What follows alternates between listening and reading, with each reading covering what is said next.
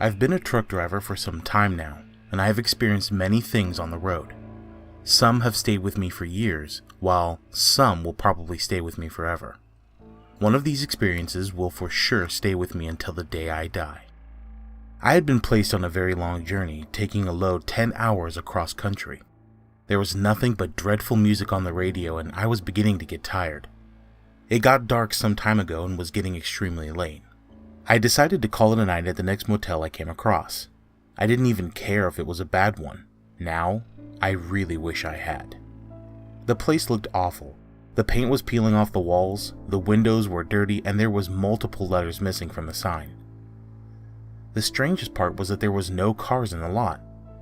On any other occasion, I'd have taken that as a strong warning to stay away, but I had been driving all day and did not have the energy to get back in my truck and drive somewhere else. I went over to the reception and there was no one there. I rang the bell and still no one came.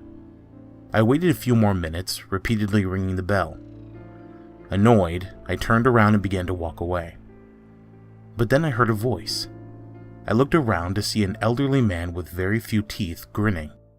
He welcomed me to the hotel and asked me if he could be of any assistance. I told him that I needed a room for the night and that I'd like a room with a view of my truck. I always ask for this at quiet motels. It just makes me feel more secure for some reason. He fumbled around for a bit and then threw me a key with a room number on it. I paid him up front because I was setting off early in the morning. As I was walking up the stairs, I heard him say in a muffled tone, "You have a great night's sleep." He then chuckled to himself quietly. This should have creeped me out, but I was far too exhausted to care. The first thing I noticed when I entered the room was that it was not facing my truck like I asked. Instead, just the dumpsters on the other side of the building. The bed was comfy and the room was big, but I couldn't help but feel like something wasn't right. There were stains on the carpet, dark stains. The walls were covered in marks and there was something in a plastic bag in the bathroom. I couldn't tell what it was, but it was big. I lifted the top to see what it was and I almost threw up. Inside was the head of a pig, not nicely severed like a butcher would do it, but deep, rough cuts. This was absolutely disgusting, but as the walls were crawling with cockroaches anyway, I decided it best not to use the shower or the bath, and drew the curtains across. I tried to forget about what I had seen. I awoke not to the sound of my alarm, but to the sound of voices outside my room. It was 2 a.m. Who would be out of bed at that time? I just assumed it was another guest and tried to get back to sleep. Before I could, I heard the unmistakable sound of a key in the lock. I flew out of bed and into the bathroom and immediately hid in the tub, trying to ignore the pig's head that lay next to me. The curtain was drawn across, but I could see a small amount through a moth-eaten hole in the curtain. I heard the door swing open and the sound of footsteps as someone entered the room. I peeked through the hole to see a man in a ski mask walk over to my bed. He had something in his hand. The man threw the covers and cursed. I then heard the voice of the man from the reception whisper, "What's wrong?" The man in the ski mask responded, "He's not here. He must have left earlier than we thought he would."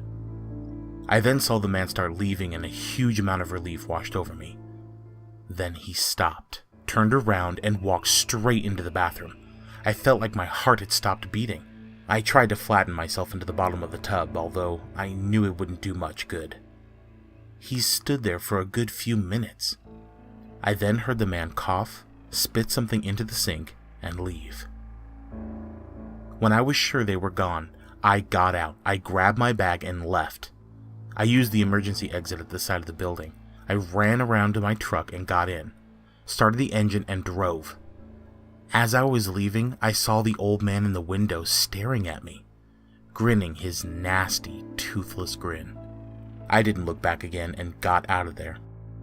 I had driven nearly 20 miles when I was pulled over by a highway patrolman. He asked me if I was aware my back doors were hanging open. I told him no and went to check it out. A large amount of my load had been stolen, and many other boxes had been slashed open. I told the patrolman everything about the motel and what had happened to me. He shook his head in disbelief and told me something that made me gasp. You mean that motel 20 miles up the road? The owner died there 4 years ago, and it's been abandoned ever since.